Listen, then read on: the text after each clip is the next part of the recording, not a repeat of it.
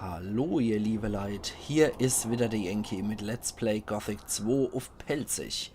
Jetzt gehen wir nochmal in diese tolle Goldmine hier rein und lernen doch erst einmal von der ganzen Butler, wie das richtig geht, bevor wir uns an so einen Goldhaufen dran machen. Hier. Alles klar? Immer schön gleichmäßig. So kommst du an die dicken Nuggets. Okay. Gut, dann. Ja, dich kennen wir auch noch. Wie läuft's? Ich rackere mich ganz schön ab. Na, Hauptsache, ich werde nicht von einem Crawler gefressen. Ja, so nah am Eingang kann das wohl eher nicht passieren. Und Finn, Hey, du bester Typ überhaupt. wieder bei der Arbeit? Ja, jetzt hole ich auch noch das letzte Stück Gold aus dieser Mine.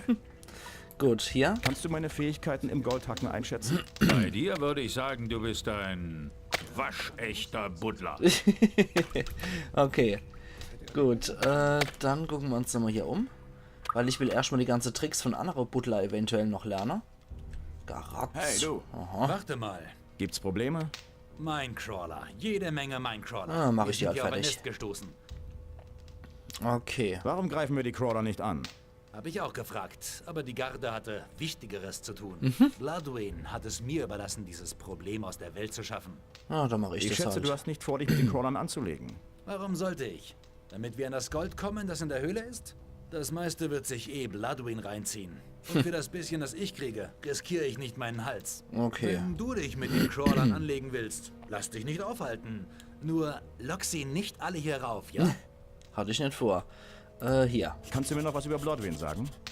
Habe ich nicht extra eine Quest drin. Ja, er ist ein goldgieriger Bastard. Ja. Er kontrolliert jede neue Ader und jeden Klumpen. Für Gold ist ihm kein Weg zu weit, aber wir sind ihm scheißegal. Ja, Und das sonst? dachte ich mal schon. Er hält sich für den Größten und kann es nicht leiden, wenn jemand besser dasteht als er. Okay, ich würde trotzdem nicht gegen ihn antreten wollen.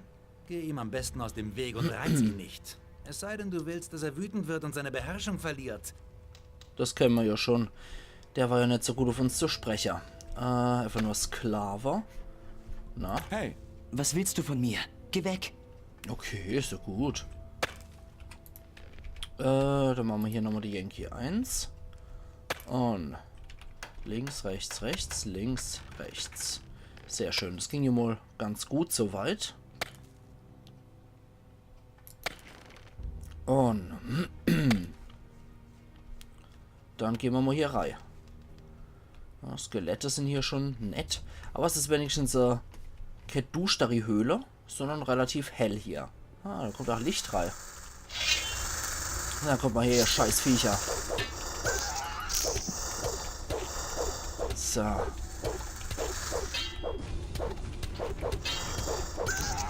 Und das mache ich mit meiner miese Rüstung trotzdem. Naja. Okay. Da haben wir nix. Ja, da kommt schon eine nächste Mine-Kravler wieder her. Ja, guck mal hier, gekackt, so Mistvieh. Ja, komm du auch her. Ja, so schnell kann es gehen mit einer. Zack und zack.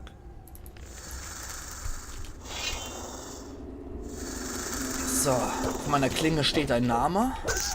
Jetzt, oh, du bist der Erste, der mich hier verletzt. Okay, da ist noch einer. Ja, guck mal her. Und geht doch. So, 2 schöne Crits und dann hat sich das auch erledigt mit einem Minecrawler. So. Wenigstens sind es Kannibale, die sich gegenseitig auffressen. Hier liegen auch noch überall Eier. Okay. So. Gut. Keinerlei Probleme mit deiner Viecher. Das geht ja relativ fix alles. Dann haben wir hier noch Spruchroller. Aber ach, nix, was der Geist wieder klar macht. Minecrawler Zange. Hier wachsen schon die Pilze aus der Eier raus. Blachs. Aber ich glaube, Minecrawler Königin haben wir hier nicht, mit der wir uns rumschlagen müssten. Nur stinknormale Minecrawler und keinerlei Goldadern. Naja. Hier ist auch ein Zauberspruch. Blitz wahrscheinlich wieder nur. Lauflieder und Lederbeitel. Lederbeitel haben wir sowieso noch genug haben wir noch einer im Ledger-Deal kriegt. Das heißt, da müssen wir auf jeden Fall auch nochmal aufmachen. Ein 100er? Hä? ohne dass das Spiel aufhängt. Sehr gut. Mit der 100er bin ich mittlerweile sehr kritisch. Appelduwak. Und du noch ein 25er. Aller hopp. Gut, da ist ein Goldklumpe. Dann können wir jetzt schon mal machen. Eigene Fähigkeiten prüfen. Waschechter Butler. Na dann. Einfach mal hacken. Einfach mal hacken. Einfach mal hacken. Ein Goldbrocker. Noch ein Goldbrocker. So läuft das dann. Trümmerschlag ansetzen. 2 Goldbrocken. Das war natürlich jetzt passend, dass so ein Erdbeben zusätzlich dann kommt, wenn ich dann mal einen Trümmerschlag ansetze. Und ich kann dann, wenn ich so prob, einfach mal meine Wisse steigern. Das ist natürlich sehr cool. Okay, ich glaube, das ist wirklich der Trümmerschlag, der die Erdbeben dann in Anführungszeichen macht. Okay, hier gibt es nichts mehr zu holen. Interessant. Waldbeere und es wird so grobes Kriegsbeil. Ah ne, Holzfäller-Axt. Interessant, dass hier in der Mine Bäm wachsen. Na gut, warum auch nicht. Allerhopf, dann haben wir hier alles rausgeholt, was möglich ist. Die Goldbrocke können wir ja später dann nochmal für... Ah, da haben wir auch noch 2. Die Goldbrocke können wir ja später für 3 Gold jeweils verkaufen. Und hui, 5% wieder gesteigert. Ja, jetzt habe ich den Trümmerschlag leider nicht gemacht. Jetzt holen wir 2 Goldbrocke raus. Und... Ja, sehr schön. Ja, das ist ganz gut. Und, Mist, jetzt habe ich wieder den Trümmerschlag verpasst, aber da ist er wieder. So, was bin ich eigentlich? Immer noch ein waschechter Butler. Okay, das Goldsplitter fliegen durch die Gegend ist dann in dem Fall, dass man nichts rauskommt. Dass ich in dem Fall nichts hab schürfen können. Okay, hier. Aber zu 65% kriege ich ja was. Das ist sehr schade, dass das in dem Spiel noch nicht bei Erz geht. Das ist dann erst bei Gothic 3. Wenn man an so einen Erzadertrag geht, dann kann man einer oder 2 Brocke Erz dann jeweils abtragen, wenn man einfach nur ganz normal Trag geht. Du muss man sich ja nicht durch das Geklicke hier durch. Das macht es dann automatisch. Du hackt da dann 2, 3 Mal und dann hieß dann 1 Brocken Erz erhalten oder sowas um den Dreh. So, da kann ich jetzt auch noch mal tragen hier an den Goldklumpe. Okay, nehmen wir erstmal den Dunkelpilz weg. Und was sind wir dann derzeit? Immer noch bei 65%. Waschechter Butler.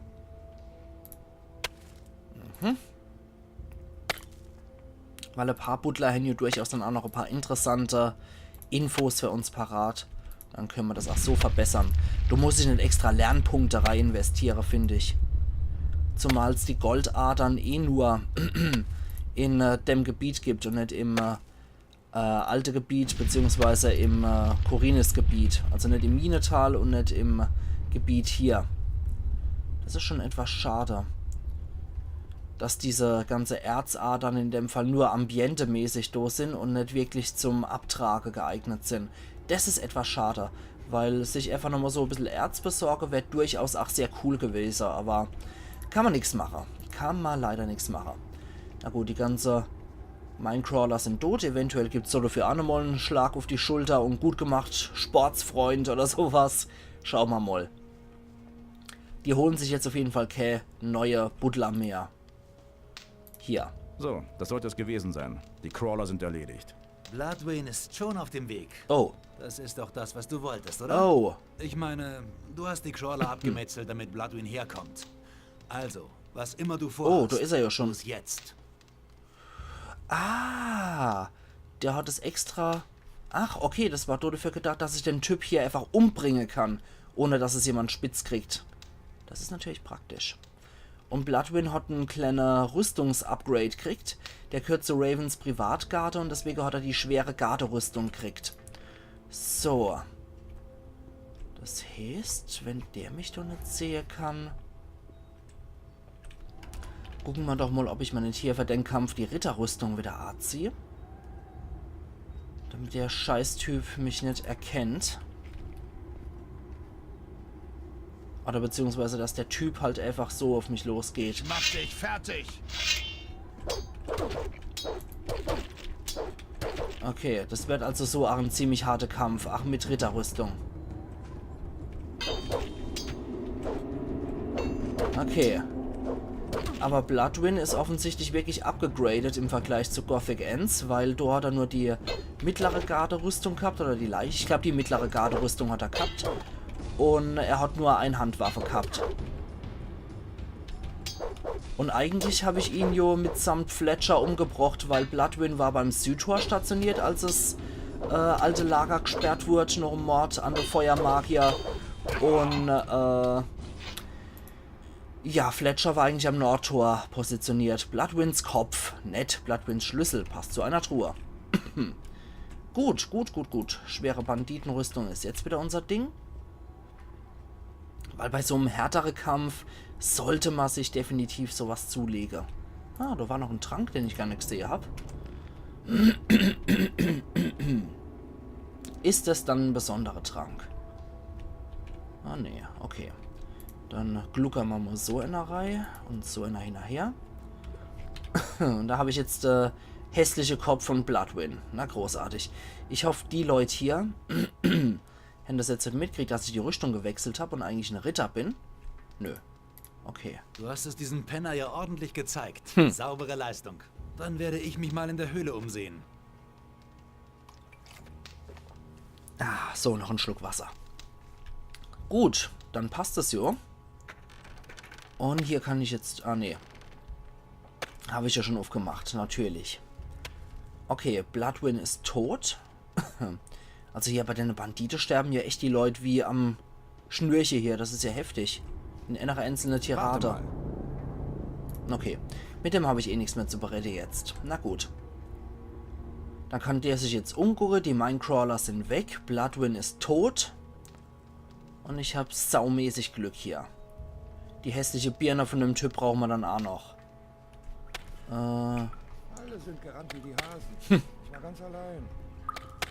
Ich werde mich dann... Was die wieder doof erzählen. Crimson? Den kennen wir auch nicht aus nicht aus Gothic Ends, glaube ich. Was machst du? Schmilzt du dein Gold ein? Nein, ich putze Gemüse. Natürlich schmelze ich Gold ein und ich mache Münzen daraus. Dann stell dir vor, eines schönen Abends kommt Raven um die Ecke und drückt mir einen Münzstempel in die Hand. Aus einem einzigen Goldbrocken kann ich einen Haufen Münzen prägen. Ich bin so gut, dass man den Unterschied nicht mal merkt. Ja dann. Wie viele Münzen gibst du mir für einen Brocken? Naja, ich kenne dich zwar nicht, aber ich mache dir einen Freundschaftspreis. Für einen Brocken gebe ich dir 10 Goldstücke. Aha. Lass uns feilschen. Nein, das ist ein Standardpreis, den jeder kriegt. Okay. Ich dachte, es wäre ein Freundschaftspreis. Ist es auch? Wir sind doch alle Freunde hier. Okay. Was weißt du über Raven? Du glaubst es nicht. Ich war dabei. Ich habe gesehen, was er in der Gruft gemacht hat. Er hat seltsame Worte gemurmelt und gerufen. Immer wieder. Kardimon, Fatang, Shatar, Fatang, Beliar. Oh. Und dann kam ein gleißendes Licht aus der Gruft und ich hörte den Schrei. Oh, ihr Götter, diese Stimme! Das war der Klang des Untergangs der Welt! Raven hat mit ihr gesprochen. Sie haben sich unterhalten. Raven und die Stimme. Ich weiß nicht mehr, was sie erzählt haben. Ich weiß nur, dass ich erst viele Stunden später wieder in der Lage war, meine Knochen zu bewegen. Okay. Die Stimme. Die Worte. Okay, Lass uns tauschen. Hole ich mal später nochmal ein. Die Worte. 1020 Gold. Das ist natürlich praktisch. Das ist nützlich. So, Sklavenwache. Wer ist dann hier alles drin? Tonak und Hellbohr. Hey, ich bin in Ordnung. Aber Pathos ist ziemlich am Ende. Wenn du was willst, rede mit Patrick. Er ist unser Vorsprecher. Hey, Was willst du? Ich bin nur ein gefangener Arbeiter. Ich habe nichts getan. Okay. Tja, Patrick, das ist wohl dann ihren Vorarbeiter. Der Sklavesprecher. So. Die erleichtern mal noch mir köstliches du. Fleisch. Wie sieht's denn mit dir aus? Ich komme im Auftrag der Wassermagier. Ich bin hier, um euch zu befreien. So? Und warum sollte ich dir das glauben? Willst du hier raus oder nicht? Natürlich will ich hier raus, aber Vartras hat mich geschickt. Wenn dir das nicht reicht, könnt ihr von mir aus alle in diesem Loch verschimmeln. in Ordnung. Ich glaube dir. Ja? Das ging schneller als erwartet. Okay. Jetzt brauchen wir nur noch einen Plan. Ein Fluchtversuch ist eine riskante Sache. William hat's versucht und ist dabei draufgegangen. Ja. Die Gefangenen sind Bauern und Arbeiter. Sie vertrauen mir zwar, aber sie werden sich nicht auf eine Flucht einlassen. Okay. Muss ich etwa alle Banditen töten, bevor ihr euch bewegt? Das wäre ja Wahnsinn. Aber das kann nicht der Plan sein. Sieh einfach zu, dass die Wachen uns nicht angreifen. Dann verschwinden wir von hier. Okay. Ich werde mich darum kümmern. Sag den anderen, sie sollen sich bereithalten. Okay. Also irgendwie muss ich die Wache ablenken. So. Patros, der war ziemlich am Ende, wie ich gehört habe. Wie geht's dir? Ich bin fertig. Völlig fertig. Wie geht's dir? Hat der selber gesagt. Ist es ein strahlender Sonnentag oder eine dieser klaren Nächte, in der 1000 Sterne funkeln? Oh Ich Gott. weiß es nicht. Wo ist der leichte Sommerregen? Wo die Kühle des Abendwindes? Ich spüre sie nicht mehr. Ach Hier drin Gott. sterben die Augen zuerst. Halte durch, die Rettung naht. Danke. Danke für deine Worte. Hier, trink das.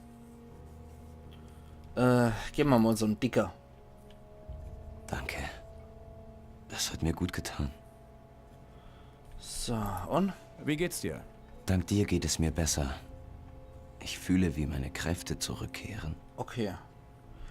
Gut, dann habe ich mich um den auch noch ein bisschen gekümmert. Ich weiß nicht, habe ich ihm jetzt eine Essenz oder Elixier gegeben? Ich hoffe, Hey. Elixier, ich wollte einen Dicker eigentlich geben. Was muss ich übers Goldhacken wissen? Nun, der Einschlagwinkel ist entscheidend für eine solide Hackerei. Nicht zu flach und nicht zu steil. So kommst du an die Nuggets und deine Spitzhacke hält ewig. Okay, aber der andere Typ, der Patros, Alter, der hat ja so richtig Debris, Säuremine, Gelaber verzählt. Wie sieht's aus? Ja, ich lebe und nur das zählt. Und der ist wenn du was glücklicher. besprechen willst, dann ist Patrick genau dein Mann. Okay. Ja, der kommt mir schon wesentlich glücklicher vor. Das ist besser noch diesem jetzt ist alles, was mal schön war, weg Typ. Oh Mann.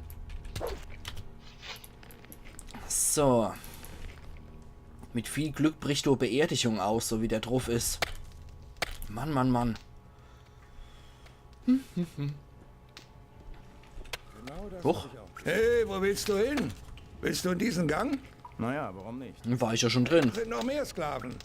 Wegen mir kannst du rein, aber schlag sie nicht so fest, dass sie nicht mehr arbeiten können. Schließlich wollen wir ja nicht, dass sie hier nur noch rumsitzen. Sie müssen Gold hacken. Verstehe. Und wer hat das angeordnet? Das ist ein direkter Befehl von Bloodwin. Ich dachte, Raven wäre hier der Chef. Richtig. Aber er hat die Sklaven Bloodwin geschenkt. Na, Er hat wohl keine Verwendung mehr für sie. okay. Lass die Sklaven frei. Pass mal auf. Bloodwin hat hier das Kommando. Ihm gehören die Sklaven. Und ich hab also seinen hat Kopf. er das Recht, sie freizulassen. Außerdem hat Toros da auch noch ein Wort mitzureden. Und was ist mit dir? Hast du hier irgendwas zu sagen? Hier, bitteschön. Hier, reicht das? Steck das wieder weg. Das will ich nicht sehen. Es wäre besser für dich, wenn du die Sklaven jetzt freilässt. Warte mal. Bloodwin ist nicht der Einzige, der hier was zu sagen hat. Solange ich keinen Befehl von Toros habe, wird hier niemand freigelassen. Okay. Du hast doch gesagt, dass die Sklaven Bloodwin gehören. Ja, ich habe aber auch gesagt, dass ich ohne Befehl von Toros niemanden freilassen werde. Du gehörst zu den Typen, die ohne Befehl nicht mal pinkeln gehen, was? Okay. Dann muss ich noch irgendwie mit Toros drüber retten. Fühlt sich ja so einiges. Keine Ahnung, sag du es mir. Sind hier keine Sklaven mehr mit Namen oder so? Die machen ja anscheinend noch Pause, die ganze Butler. Immer wieder das Gleiche. Koch und Butler. Ja, komm, die Wurst und die Milch hole ich mir auch noch. Hier ist ein Eintopf und ein bisschen Wasser. Das ist doch nichts Neues. Und ein Lederbeutel. Sehr schön. Guck mal doch mal glatt, was da in dem Lederbeutel drin ist. Warum erfahre ich das erst jetzt? Bloodwinds Kopf, ja wunderschön sieht das aus. Blocks. Das war nur der Tränepfeffer. Ist nur ganz ohne wieder. Ja, ein 50er. 3226 haben wir jetzt. Sehr schön. Okay, dann muss ich irgendwie noch mit Taurus über die Freilassung von der Sklave verzählen, weil Raven braucht sie ja nicht mehr. Oh, nett. Du ist anscheinend auch noch ein Grabmal. Reizend. Ja, auf was man halt so stößt in einer Mine, ne? Also das Ganze, das wird wahrscheinlich das Haus der Krieger sei hier, ne? Was du versiegelt wird. Wenn ich mich recht erinnere an die Geschichte, die wir beim Haus der Gelehrte gelesen haben, war es das Haus der Krieger, was du versiegelt wurde. So, die dumm. Hier ist da bestimmt auch noch irgendwas, oder? Nee. Nur Skelett mit Sichel. Und goldener Ring. Okay, nehmen wir alles. Okay. Na dann. Gucken wir uns mal, was hier drin ist. Die dumm.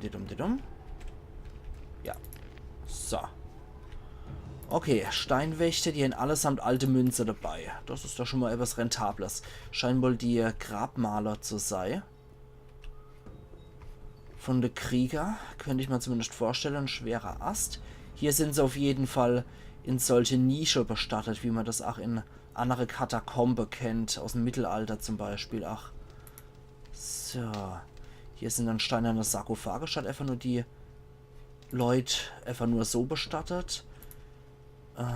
Tränke und Zauberspruch. Vielleicht ist das jetzt endlich einer Fortuno, den wir gebrauchen können. Windhose. Kugelblitz.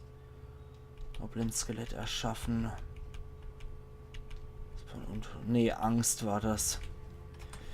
Nee, das bringt uns alles nicht weiter. Ich glaube aber, dafür brauchen wir erst was von der Totenwächter, vom Haus der Totenwächter, dass wir dort dran kommen und dort mit dem Geist oder was sprechen. Ich bin mir nämlich sicher. Das klingt ja nicht gerade sehr nett hier. Gehen wir mal lieber wieder weg. So, die dumm. Dann schwätzen wir noch ein bisschen mit Taurus. Sorgen wir dafür, dass all die Sklaven wegkommen und nur noch die freiwillige Bandite-Butler hier sind. Und dann können wir uns selber an die Goldstücke, an die Goldadern hier delektieren und können das Ganze in köstliche Goldstücke umwandeln. So, hier kann man nämlich schon ordentlich Kohle machen.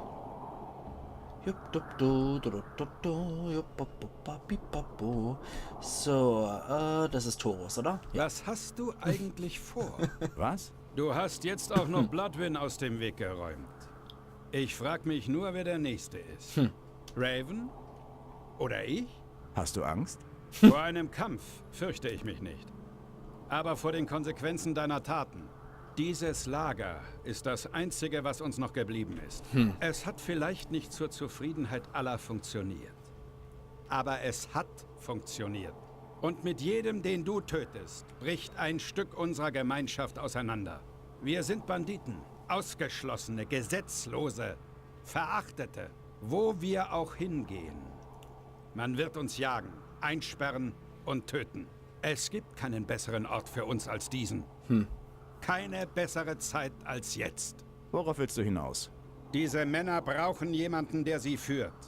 Wer soll das machen? Du? Nö. Du, der ständig von Ort zu Ort zieht? Ich würde sagen, Taurus ist doch perfekt dafür. Dann übernimm du doch die Führung des Lagers. Okay. Aber was ist mit Raven? Raven wird bald ganz andere Sorgen haben. Ich werde mich um ihn kümmern. Ach ja, und sorg dafür, dass die Gefangenen das Lager unbehelligt verlassen können. Geht klar. Ich werde mich um alle Wachen hier draußen kümmern.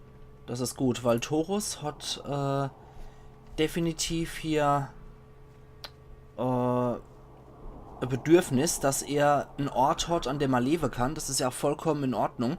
Als Bandit, als Gesetzloser, als Eingesperrter von der Minenkolonie hat er definitiv keinen anderen Ort, wo er hin kann, ohne dass er von anderen Leuten, von der Obrigkeit vor allem, gejagt und dann auch noch hingerichtet wird. Insofern, da Raven nur irgendeinen anderen Scheißdreck machen will, wäre es das Beste, wenn er die Führung hier übernimmt und die Sklave kommen dafür weg und die ganze Bandite sind halt unter seinem Kommando hier. Ist definitiv noch vernünftig. Da können die hier Gesellschaft gründen, ohne diese Scheiße, die Raven abgezogen hat. Lass die Sklaven frei. Hast du hier irgendwas zu sagen? Ich habe mit Torus gesprochen. Er befiehlt, die Sklaven freizulassen. Okay, wenn Torus das befiehlt. Ich frage mich zwar, warum er sowas entscheidet. Aber für deine Fragen wirst du nicht bezahlt. Ist ja schon gut. Ich werde hier also nicht mehr gebraucht. Dann hole ich mir mal eine Suppe. Gut, dann kann ich noch dem Patrick Bescheid geben. Und dann müssten die einfach so rauskommen. Alles klar, ihr könnt abhauen. Gut, ich kenne eine Höhle im Sumpf. Da werden wir uns erstmal sammeln. Aber wie geht's dann weiter?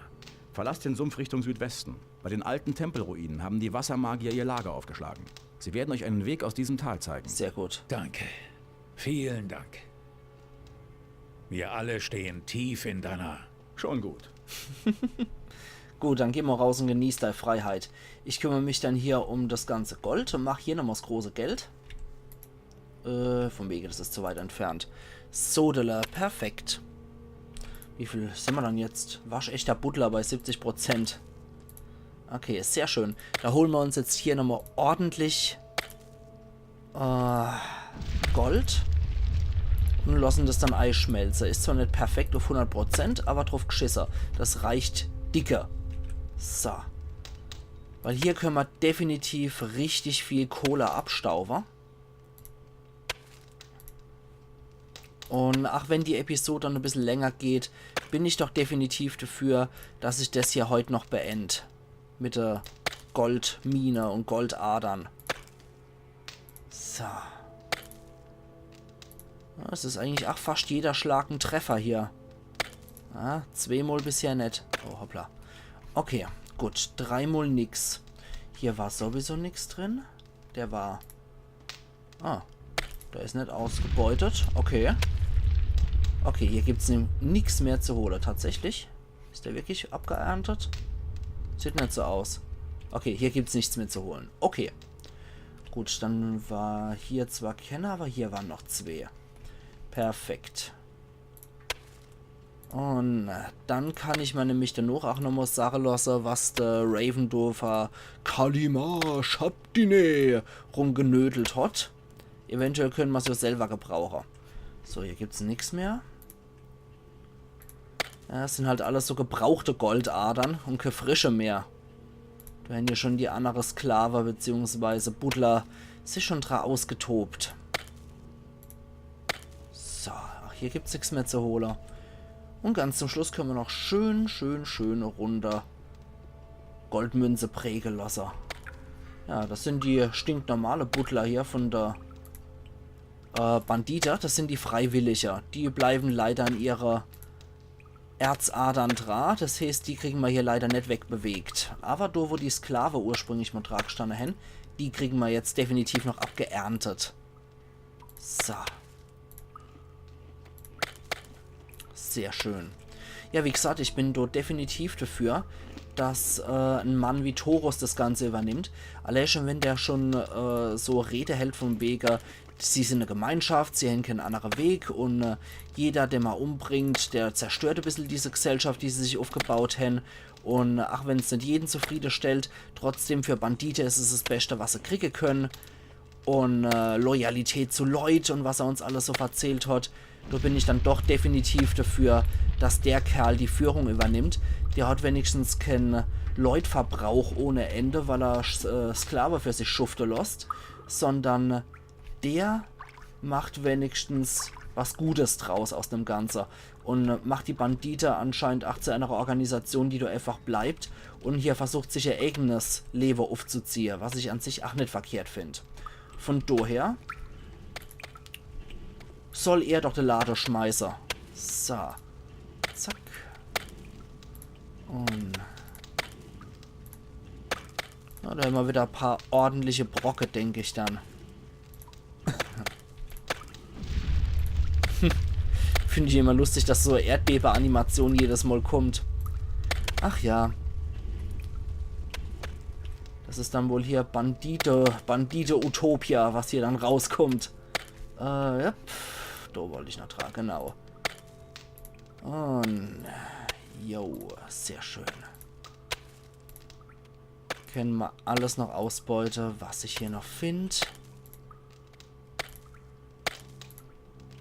Und dann, wenn wir dort durch sind, war es das dann. Ach.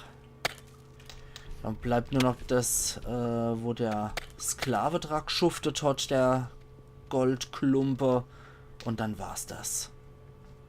Dann haben wir jede Goldklumpe-Ader hier ausgeschöpft.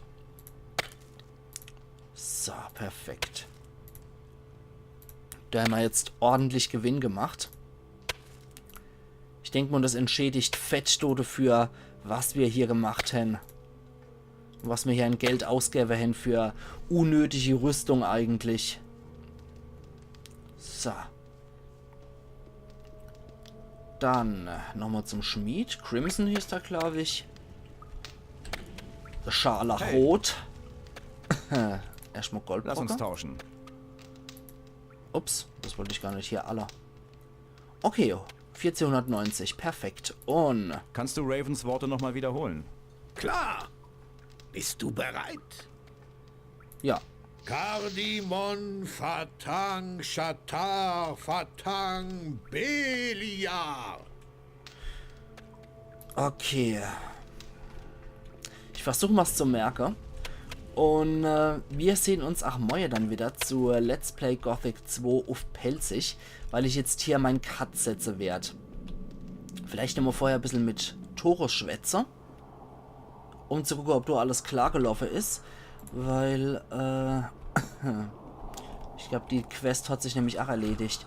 Okay, dann muss ich anscheinend auch nur noch in der nächsten Folge mit der Wassermarke noch ein bisschen labern, bevor ich zu Raven direkt reingehe.